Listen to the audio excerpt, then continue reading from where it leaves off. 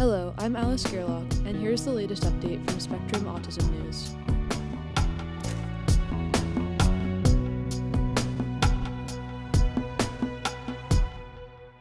Repurposed electronics lens spies neurons across entire mouse brain by Holly Barker. By bloating brain samples and imaging them with a powerful microscope, researchers can reconstruct neurons across the entire mouse brain, according to a new preprint. The technique could help scientists uncover the neural circuits responsible for complex behaviors, as well as the pathways that are altered in neurological conditions. Tracking axons can help scientists understand how individual neurons and brain areas communicate over long distances.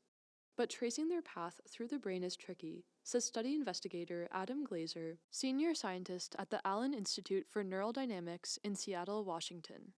Axons, which are capable of spanning the entire brain, can be less than a micrometer diameter, so mapping their route requires detailed imaging, he says.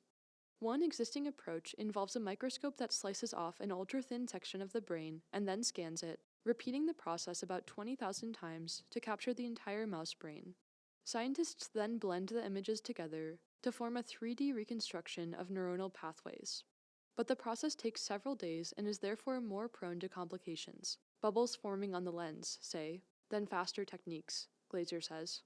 And slicing can distort the edges of the image, making it challenging or impossible to stitch them back together, says Paul Tilburg, principal scientist at the Howard Hughes Medical Institute's Genelia Research Campus in Ashburn, Virginia, who was not involved in the study. This is particularly an issue when reconstructing brain-wide axonal projections, where a single point of confusion can misalign an entire axonal arbor to the wrong neuron, he says. In the new study, Glazer and his colleagues outfitted a light sheet microscope, which illuminates an entire plane of tissue at once, with an objective lens developed by the electronics industry to spot faulty pixels. Unlike most scientific lenses, in which the higher the resolution, the smaller the field of view, the new lens can produce detailed images of large swaths of the brain. The tool has a field of view 100 times larger and can image samples 10 times thicker than objective lenses currently used in scientific research. This allows researchers to scan a mouse brain in just 15 image stacks, without the need to section the tissue and realign hundreds of scans. But the microscope doesn't have a high enough resolution to image structures as delicate as axons.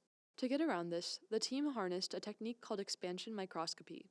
The method uses a water-absorbing gel to swell tissue, creating space between molecules to increase resolution without damaging cell structures. Because current protocols are optimized for thin samples, the researchers tweaked the method to expand the entire brain. Tissue expansion has been previously used in combination with light sheet imaging to scan the intact brain of a fruit fly. But the new development goes further, using the technique to image an expanded mouse brain, says Edward Boyden, professor of neurotechnology at the Massachusetts Institute of Technology, whose lab developed expansion microscopy but is not involved in the current work. They're able to image the whole darn thing. It's pretty cool, he says. Glazer and his colleagues call the combined technique expansion-assisted selective plane illumination microscopy, or ExaSPIM. The findings were posted on bioRxiv on 27th of June. It's a very exciting example of creative, interdisciplinary thinking, Tilburg says. This is impressive work, agrees Joshua Lilivis, research scientist at the Genelia Research Campus, who was not involved in the study.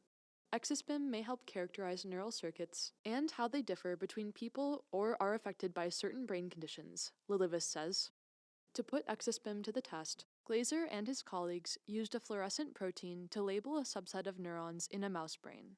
They cleared the tissue of water and lipids, rendering it transparent and minimizing light scattering. Then they expanded the tissue to 3 times its normal volume. They scanned the sample in 15 shots, which they stitched together into a 3D video.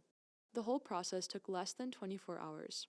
The team repeated the procedure with a centimeter-sized chunk of macaw monkey brain, tracing the axonal projections of fluorescently labeled motor neurons.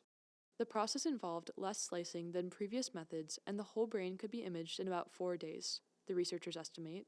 The tool also successfully tracked the long axons in a thin slice of human neocortex, which is involved in conscious thought and language. The feat lays the foundation for mapping neurons in thicker sections, the researchers say. But the entire human brain, particularly when it is expanded, would be too bulky to image without slicing. The team plans to redesign the microscope to handle even larger samples, Glazer says. They also aim to improve the system's sensitivity to weaker signals, enabling the detection of individual molecules as well as entire cells. What's more, the researchers plan to help other groups build their own microscopes by offering practical support and making the software more user-friendly, Glazer says.